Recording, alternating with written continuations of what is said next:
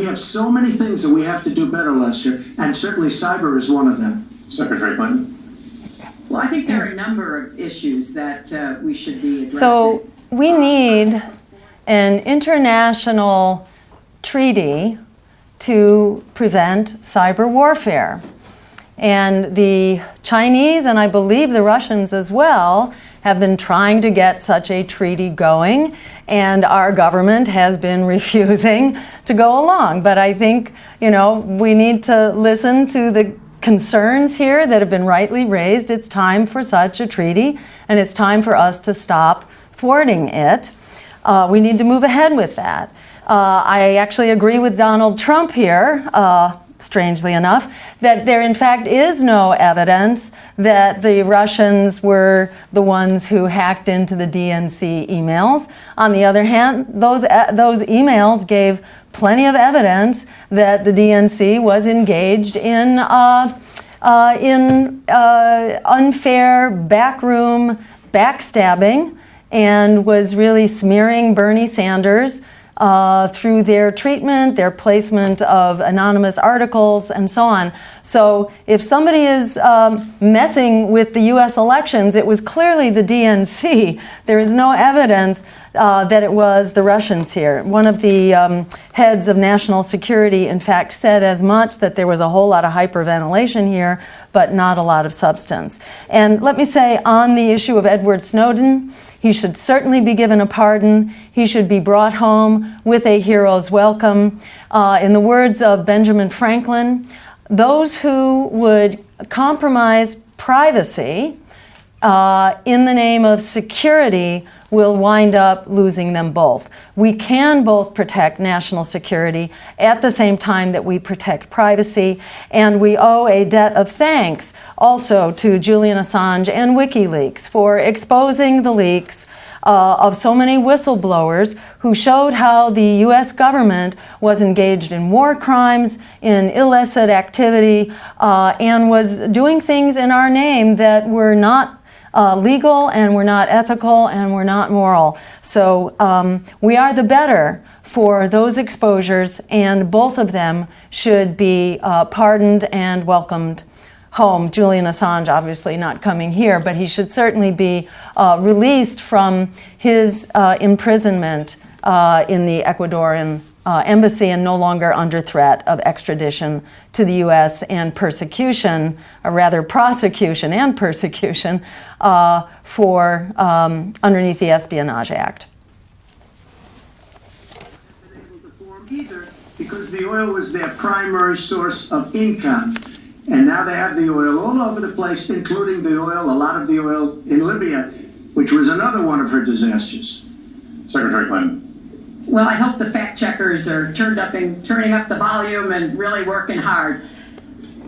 Donald supported the invasion of Iraq. Wrong. That is absolutely wrong. Proved over and over again. Wrong. He actually advocated for the actions we took in Libya and urged that Gaddafi be taken out after actually doing some business with him one time.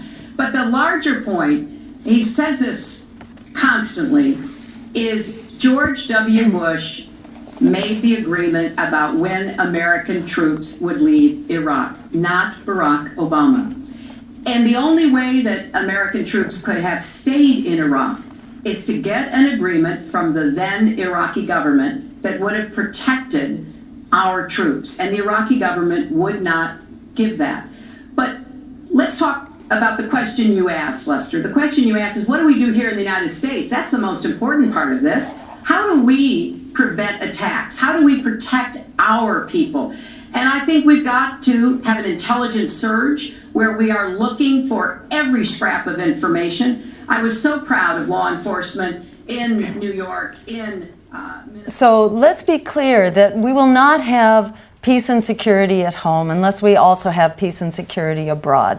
This hyper beefed up militarism that Hillary Clinton has been practicing. She did lead the charge into the catastrophe of Libya. She did strongly support the war in Iraq, and from all evidence, so did Donald Trump, and he's certainly beating the war drums right now. Let's look at the track record of this military approach to foreign policy. It has created Well, first of all, it has cost us $6 trillion, according to a 2013 Harvard study.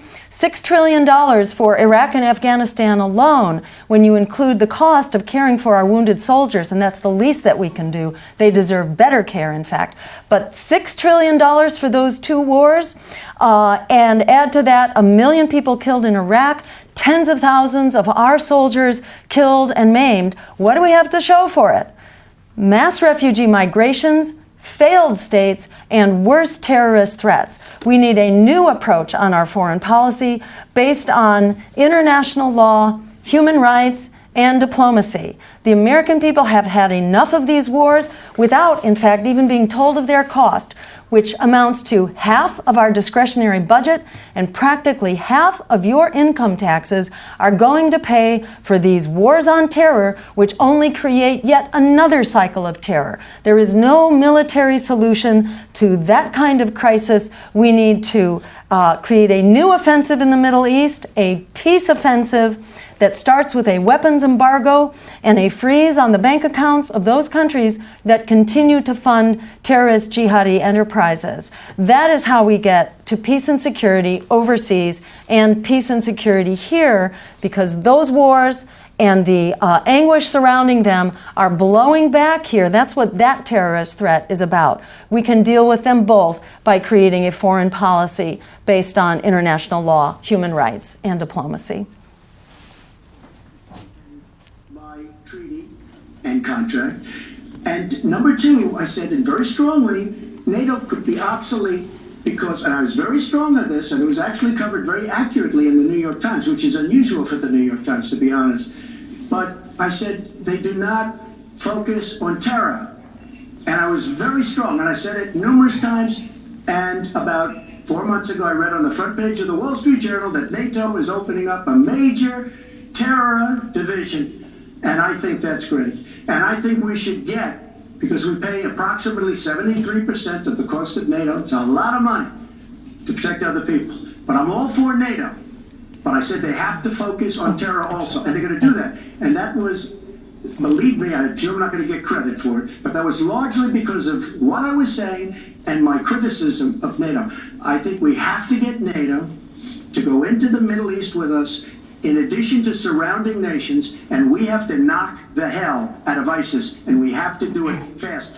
When ISIS formed... So knocking the hell out of ISIS will be very successful in creating the next generation of terrorism, in the same way that knocking the hell out of Al-Qaeda is what created ISIS out of the chaos of Iraq and Afghanistan. And likewise, Al-Qaeda itself was created by the policy that was not so brilliant in retrospect of creating this international jihadi movement together with the Saudis and the CIA in order to beef up the Mujahideen, a terrorist movement, in order to thwart the Soviet Union in Afghanistan. So this history is coming back to bite us in a very big way. We need a different way forward. Bombing the hell out of terror only creates the next generation of terror. In terms of vacuuming up all the security information we can, what you can be sure is that we will then have an even larger haystack in which the needle cannot be found.